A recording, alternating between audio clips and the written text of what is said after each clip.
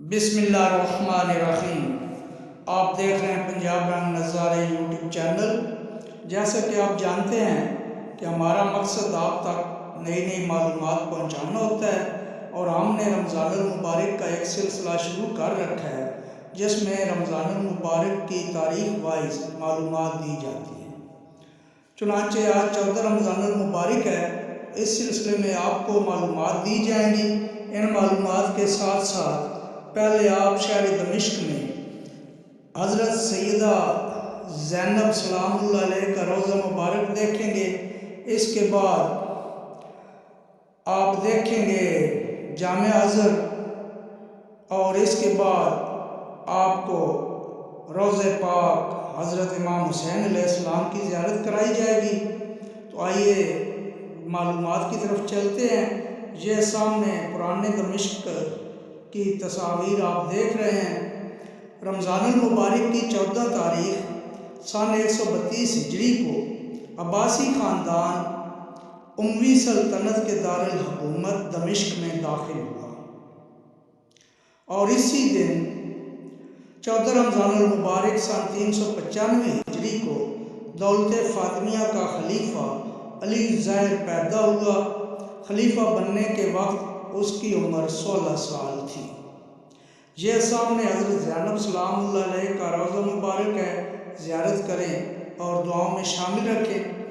اور اسی طرح 658 ہجری میں 14 رمضان المبارک کو فقہ مالکیہ کے فقیہ اور صوفی شخصیت ابن عطاء اللہ سکندری کی پیدائش ہوئی۔ انہیں قطب عارفین، ترجمان الواصلین اور مرشد سالکین کے القابات دیے گئے۔ وہ ایک نیک انسان اور باعمل عالم دین تھے۔ آپ مصر کے شہر اسکندریہ میں پیدا ہوئے۔ 14 رمضان المبارک سن 1364 ہجری کو ایک سابق شیخ الازہر محمد مصطفیٰ المراغی نے وفات پائی تھی۔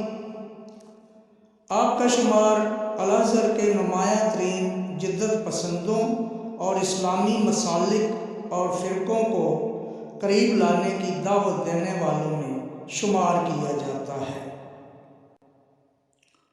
انہوں نے جامعہ الازہر میں کئی نئے شعبے قائم کیے اور جامعہ میں جدید تقاضوں کے مطابق علوم و فنون پر کام کیا اور لیبارٹریز بنائیں، اور اسی طرح قاتلان حسین علیہ السلام کو انجام تک پہنچانے والے مختار سقفی نے بھی 14 رمضان المبارک کو وفات پائی تھی۔ ویورز، کومنٹس میں ضرور بتائیے گا کہ آپ کو آج کی معلومات کیسی لگی۔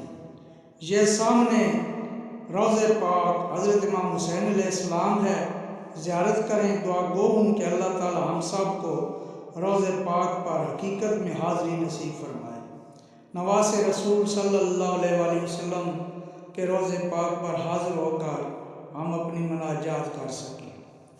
امید کرتا ہوں کہ آپ سب آج کی معلومات کو پسند فرمائیں گے۔